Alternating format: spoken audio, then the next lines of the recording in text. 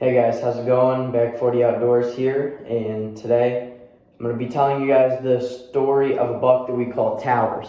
A lot of you guys have asked for the story about him. I've put him on the channel multiple times, whether it be a short. I think I've thrown him in a couple longer videos. I know I've put him on the Instagram, stuff like that. A lot of you have been wondering, what the story is about him. If you guys haven't heard of him yet, I'll pop a picture of him up on the screen real quick. So basically, Towers was what we estimated to be a 4.5-year-old Ohio whitetail this year. His story takes a couple weird turns and everything, but we'll start off back in, 2021, I believe. So we first met Towers. He was 3.5, gained permission on this new piece of property. He was actually my target buck that year. We didn't really have much on camera then. So he was 3.5. I'll pop a picture up here in a second, probably after I finish telling this little bit of the story, but of him when he was 3.5. So, like I said, we just gained permission to this property. He was my #1 hit list buck. He had like 13-inch G3s, wasn't real wide, didn't really have much mass. I believe he was a 10-pointer then, so I mean, nothing to write home about. So I saw this deer on the hoof one time. So I believe it was December 7th. I go in for a morning sit, had my dad drop me off in the morning, and he steps out chasing 6 does. That late in the season, I was pretty surprised, but 6 does came running in, and he was behind him, kind of pushing him along. And here in Ohio, we can bait deer throughout the hunting season, so we had some corn and I believe a mineral block out, and the does walked into the corn and everything, and Twin Towers just kind of ate 30 yards to my right with his butt to me for 5 minutes. And I'm using an older bow at this time, and he never really gave me a shot. So really, he walked into my life just as quickly as he walked out. So that was it. That's the only thing we really had when he was 3.5.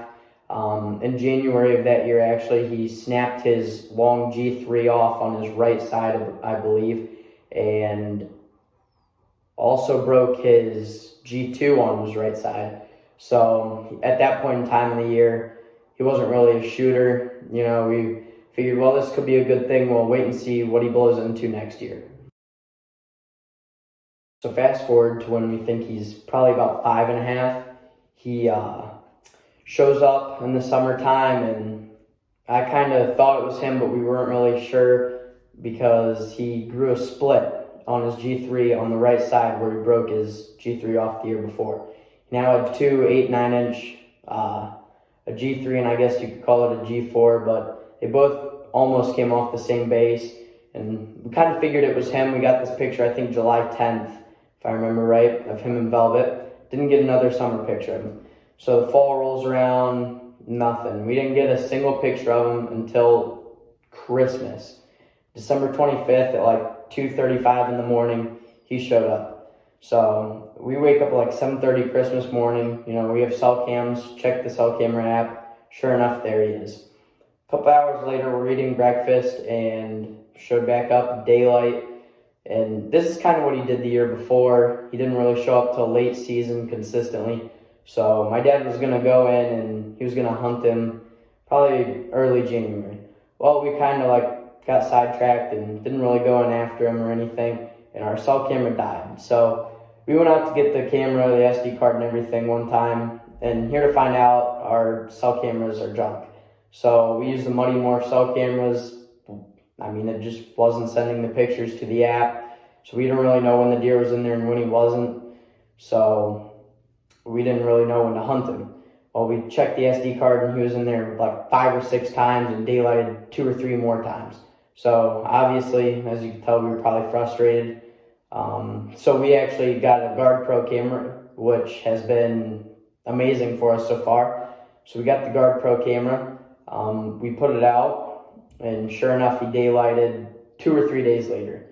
At this point, it's late January, and we're starting to pattern him. He only daylights when it gets almost into single digits. So 2 weeks before the end of the season, my dad goes in there. I believe it was in the teens. It wasn't in the single digits, but wasn't in the 20s or 30s. Didn't see him that night. He went out a couple more times just within that week. Didn't see him. So I believe it was Friday. It was the Friday before the end of the season. So there was a Friday, Saturday, and Sunday. So I was going to go to my school's basketball game, and my dad was headed out to hunt. It was 7 degrees out, perfect night for him to daylight. So Twin Towers shows up like 40 yards behind him, just eating along and everything. My dad bought a Matthews crossbow before the season, one of the nice ones, so he felt comfortable with that shot, and that was a shot that he had practiced. So that was just, something he was comfortable with. So he stood up slowly, turned around, pulled up on the deer standing there broadside at 40 yards, pulled the trigger. So my dad was shooting lighted knocks. He never noticed the lighted knock flying through the air or anything, and he couldn't tell where he hit the deer. So the deer just kind of slowly walked away, and he was thinking, well, that's not a good sign and everything. So I was going to the basketball game anyway, so we just decided we'd wait till morning to go in after him. He did check the blood and everything before he left. Looked like there was a decent amount of blood, but we'd rather be safe than sorry. So we go in the next morning to look for this deer, and we ended up tracking him like 2,400 yards. We didn't find him. So we called a few trackers and everything, had dogs, and explained the situation, explained the blood and everything. And a lot of them thought that it was a brisket shot. And there's a pretty high probability that, with a brisket shot, the deer's going to live. So my dad ended up inspecting his arrow and kind of looking at his arrow because he couldn't find his lighted knock anywhere. Well, he looked inside of the shaft of the arrow, and the lighted knock, when the bow went off, the string must have shoved it inside of the shaft of the arrow, which after he noticed all this and everything, he called Matthews. Matthews said that they have no clue how the arrow even hit the deer. That's how how far off the flight path should have been on the arrow. So, all hope was kind of lost. And then a couple weeks ago, we pulled the SD card from our Guard Pro camera. We're still using that one, and he's back. We believe it's him. Based off of how close his right side, it would be G3 and G4 are, and kind of has slight curvature, kind of how his G4 is. So I kind of thought it was him. And then on his left side, his G3, both of his G3s go like this. They kind of slant forward, and the base of that deer's point is slanting forward. So right now, we're kind of thinking he's still, alive and everything. So keep you guys updated throughout the season, but that's kind of like the backstory with Towers. Thank you guys for watching, and please consider obviously liking and subscribing. Thank you guys.